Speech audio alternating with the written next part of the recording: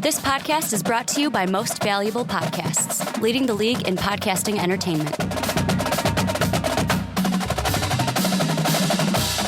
Hello, college basketball fans, and welcome to the Primetime Podcast. My name is Ricky Widmer, and as always, I'm joined by the one, the only, Brandon Swanson. Hey. And we are here today bringing you some more college basketball because we're getting closer and closer. Brandon, Champ Week starts technically this week. We've got the Atlantic Sun. I believe the Atlantic Sun is our first conference. It's either them or wherever North Florida is from. That's where it starts on Tuesday. And how exciting is that, folks? That means what? It is March and the madness is about to unfold. It's very exciting. Really, this year, too, is they tried to mess with us a little bit. And when I say they, I mean the universe, because it's a leap year. So we're recording this on Sunday this week, a little bit different than our usual routine, but Monday would be, boom, there's March, but it's a leap year. So we've got February 29th, so you got to wait one more day before we hit the March. A leap year, so that means that everyone's birthday is pushed back a day then, right? Is it? I don't know.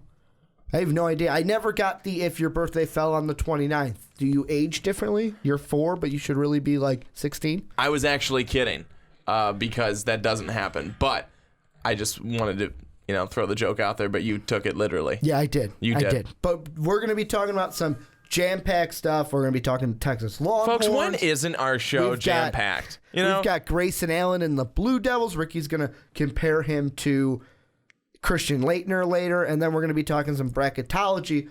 But let's start with Texas. And the thing is, you guys know how I feel about Texas. I've been, and I will quote from the live stream that me and Sean did on the YouTube channel when a listener, can't remember who it was, said that I've been riding the Longhorn dick all year. Yes, I have. I picked them to go to the Final Four at the beginning of the season. I love this team, and I'll tell you why they're having so much success. It comes down to 2 words. You ready for it, Brandon? Shaka Smart. He has done an incredible job there at Texas in his first season with the team. And I think a lot of people were very excited for what he could bring. And clearly, he has brought energy to this Texas team. And I think that he has his players very, very excited. He has his players wanting to win. That's something we didn't see with Texas football. We're seeing it with Texas Longhorn basketball, and his players are out there just grinding each and every night. Doesn't matter who it is. They play Kansas on Big Monday. And folks, doesn't matter that Kansas is the number 1 team in the country. Texas is going to go out there and battle them like they're on the same playing field, which, if you're in the top 25, you basically are. Well, and I mean, another thing is you're talking about like the players having fight under Shaka Smart. They actually feel like they want to be there. That wasn't a thing that just Shaka started, boom, as soon as he got to Texas. He's been doing that the whole time. Look at VCU. In his time at VCU before coming to Texas, he was there, 6 years? 5 of the 6 years, the last 5 years he was there, this team, VCU Rams I'm talking about, made it to the NCAA tournament. 2 times were they a round of 64 participant. 2 times were they a round of 32 participant. And that first year they got to the tournament, in 2010, 2011, they were a Final Four team, VCU Rams. So, in my opinion, Shaka Smart was the guy that me as an Illini fan, I'll be honest, I'm a little bit torn on John Gross because I like him as a coach. However, what I've seen with my personal team is not what I want to see. That's not the subject I'm trying to get at, though. This is a coach that I love. This is the reason why when Illinois was looking for a new head coach, I wanted Shaka Smart to be the head coach of my Fighting Illini. That's why I wanted that, because I knew that this guy could do great things even in the Power 5, and he's showing it right from day one. And the VCU team he took over in 09-10 that was still a 27-9 team and an 11-7 team in their conference. They were in the CAA at the time. He's a good coach. He knows how to get the most out of his players. Yeah, he certainly does. A 25-5 run is what Texas rode to end the contest against Oklahoma this past weekend. And folks, we've been talking about him. Ricky's been talking about him. He's loved him. Buddy Hield. I love Buddy. Could not get the job done this weekend.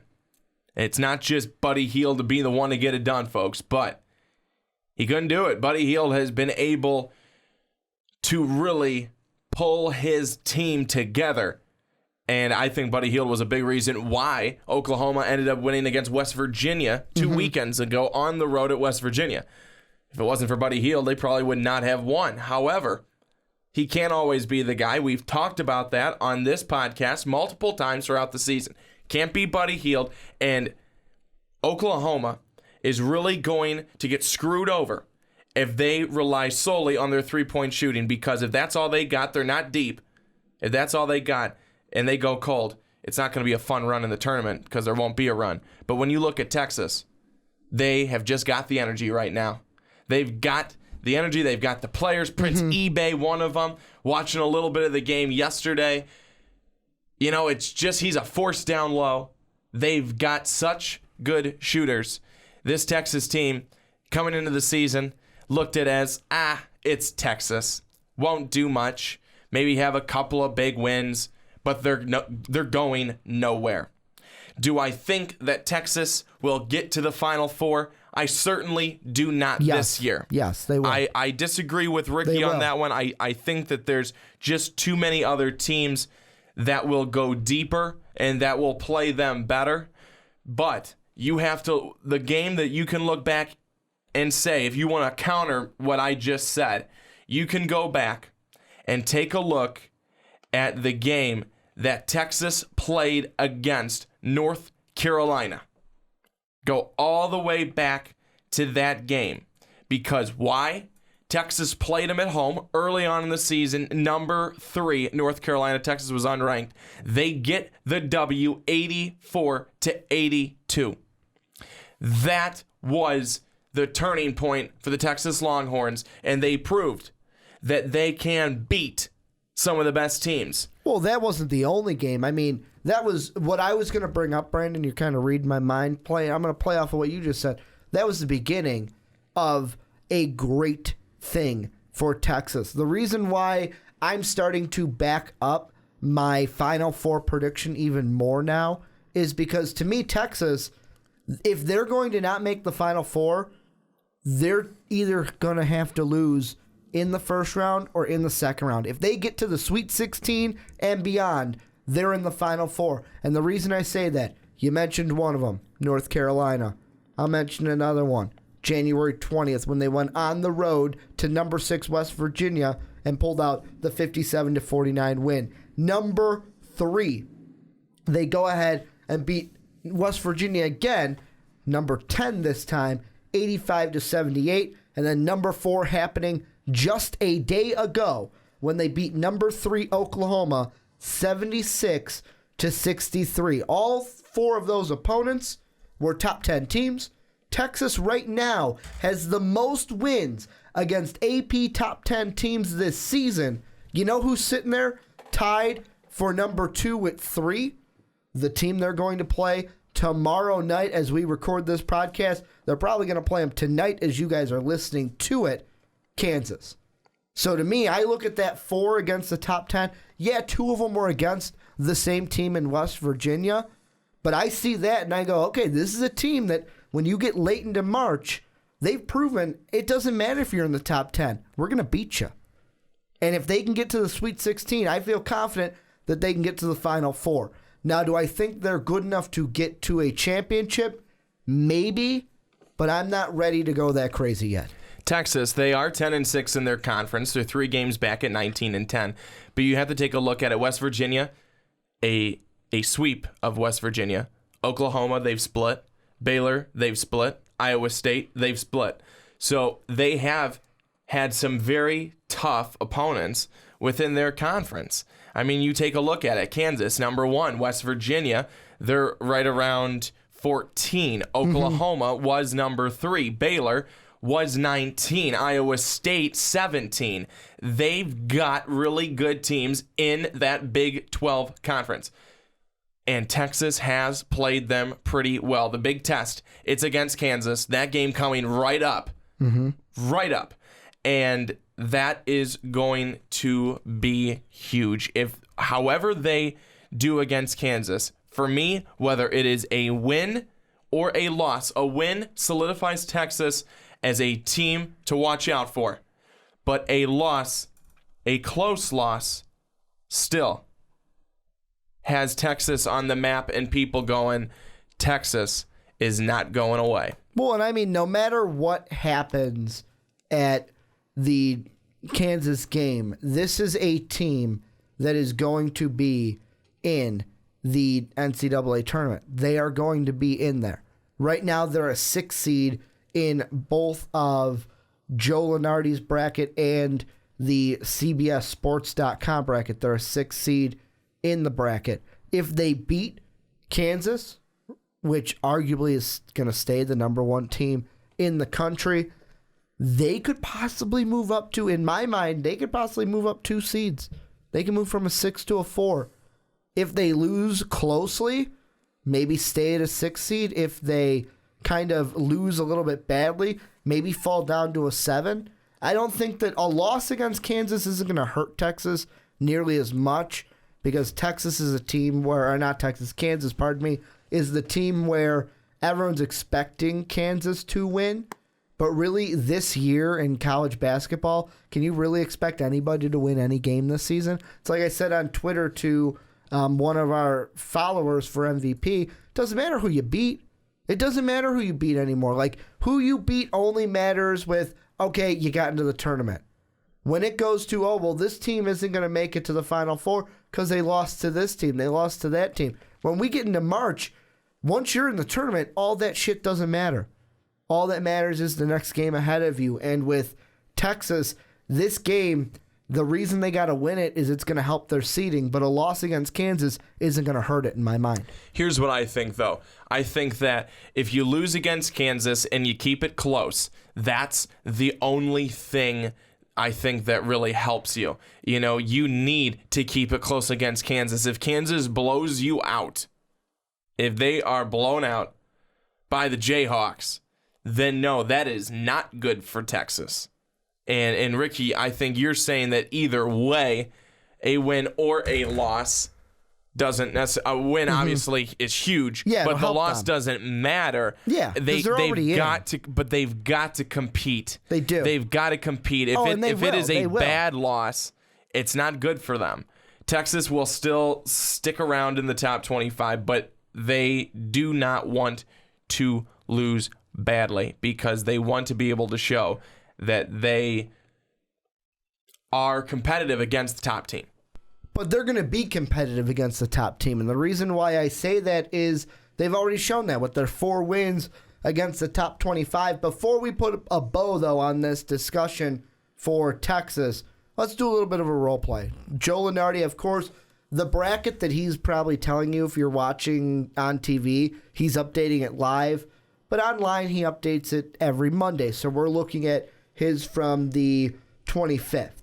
And this is what he's got as of right now. He's got Texas as a 6th seed in the West. We're going to go through, and if this was the bracket that they held up today, we're going to see how far Texas could go. The first match they would play, St. Mary's, the Gales, who would get an automatic bid from the WCC. Yeah, I'd say Texas wins that one. It'd be a close one. I mean, I don't think so. I think that, I think St. Mary's would have a possible, this is what I was talking about with Texas. Survive the first 2. Because if you get matched up with a team like St. Mary's, who is having the best season, I'd say, of their school. I don't know their school history, but as of recent history that I remember with St. Mary's, I mean, this is the only year they beat Gonzaga twice, I believe. That could be an upset alert. Texas moves on. Because Gonzaga is so good. The next round, I'm going to say it's Oregon or Stephen F. Austin. Stephen F. Austin, they made a run a year or two ago, or maybe it was last year, but let's just say they're playing Oregon. So Texas, Oregon, who gets the win? Oregon. Really? So Yes. you say Texas's dreams die right there in the round of 32. If that's how it goes, and if this is exactly how it goes, nothing changes. And they play Oregon in the round of 32. It's St. Mary's. They get past St. Mary's. And one thing I want to throw out, they'd be playing this game in Spokane, Washington. So closer to Oregon than Texas. I think Oregon gets the win. See, I would still go Texas by a 3-pointer late. I would say game-winning shot from Texas. That's how close it'd be from Oregon. And Sean Anderson's probably listening to this going, Ricky, you know my answer. He's an Oregon guy. When it gets to the tournament, he picks Oregon. What if it's Stephen F. Austin? Texas. Then you go Texas easily. The next round, if they get to the Sweet 16, here are the 4 teams that they could play. Providence, Syracuse, Michigan State, and New Mexico State. Probably the only team that could give them a run for their money and beat them, I would say, Michigan State. Because Michigan State could be the hottest team entering the tournament.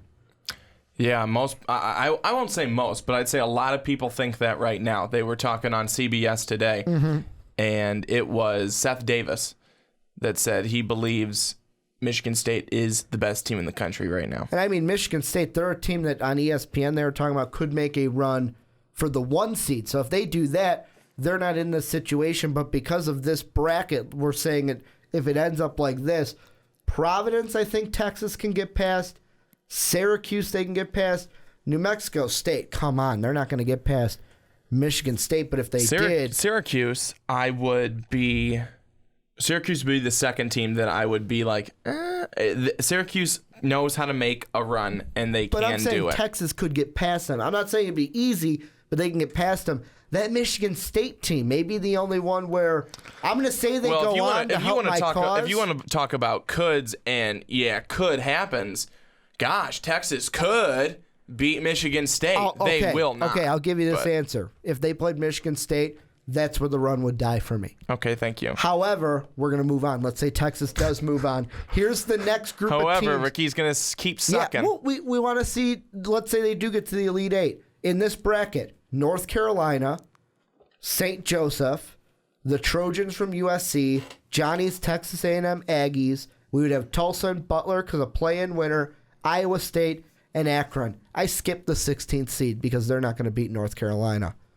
Let's say they matched up against North Carolina, though, because that's the team.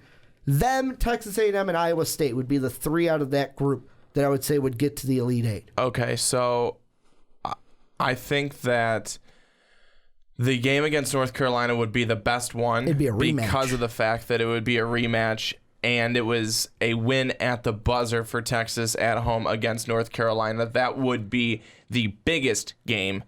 However, I think that each game would be very good. And yes, Johnny, even the game against Texas A&M. Reason being is because that is a huge game for the fact that they played them early on in the season. They lost to Texas A&M in their 3rd game of the season, and I think that they would want a rematch there. Texas A&M has been playing better basketball lately, so if they can continue that basketball into the tournament, then we got something going, and Iowa State would be a big game because it would be a Big 12 showdown. And really, I'm looking here, out of the teams that Texas A&M, North Carolina, Iowa State, and Texas, because the only one in the group that could possibly get to the Elite Eight, that the location of the West region where Lenardi has them, it would help USC. All these 4 teams, Iowa State, Texas A&M, North Carolina, Texas, the location wouldn't help them because they'd be playing the Elite Eight game in the Honda Center, Anaheim, California. So being all the way on the West Coast, all these teams would have to travel to it. That's an interesting thing that I always like to look into is sometimes you get that team from California that's like, oh, we're in the West. Because that's what the committee kind of likes to do sometimes is if there's a number 1 seed from the West, oh, let's put them where they would have their best advantage because you want to give the teams that have worked so hard and got the better record, you want to put them in a region that's going to give them the most success rate, even though that would not happen. Then we would get to the Final Four. Do you want to play that game? You want to go beyond the Elite Eight? Well, we've played the game past the round of 32, so we might as well keep going. I'll give you the top 4 seeds for the Midwest region, who they would reach in the Final Four. Kansas, Miami of Florida, Iowa, and at number 4, we've got Kentucky. Those are your top 4 seeds. The team Texas would want to play is Iowa. That's who they want to play. Yes. What if they played Kansas to get another rematch? That would possibly be the 4th game between these two teams, because these two teams, Kansas and Texas, could meet in the Big 12 tournament. They're going to meet for the second time tomorrow. What would that be like? You just win a rematch over the Tar Heels. Now you get a 4th rematch against Kansas. That would be like not ever going to happen. But I never say never. Cinderella likes to put on the slipper this time of the year. Yeah, but it's about to turn midnight. So let me tell you. The carriage turns into a pumpkin? Into a pumpkin, and then all the horses trample over it. Ricky's dreams have been shattered. But folks, no, I think that really when it comes down to it, you never really know. Obviously, your guys are like, whoa, Brandon, thanks for telling us something we already knew. You just never know with college basketball in the tournament. March Madness. You just don't know. You don't know who's going to make the run. And this year especially, there's not one clear-cut team. If you polled people like they do for politics, who won the debate? Blah, blah, blah. They're saying all these different things. For who's the clear-cut number 1 team, you'd have some people Michigan State, some people Kansas, some people Villanova. Well, maybe Oklahoma. Maybe one person for Villanova. Yeah. Oklahoma. Coach Wright would be the only one for Villanova. I mean, you've got a lot of people who have a lot of different thoughts on who the number 1 team is this year. Reason being, there's not a number 1 team. As Ricky said earlier, a couple of weeks ago when he was doing the college basketball standings, the video, Ricky, you said we've got 5 teams tied for number 1, and this is exactly how this season is going to go. It is. And that's how it's gone. That's exactly how this season has gone. There is not a number 1 team. There's about 5 of them.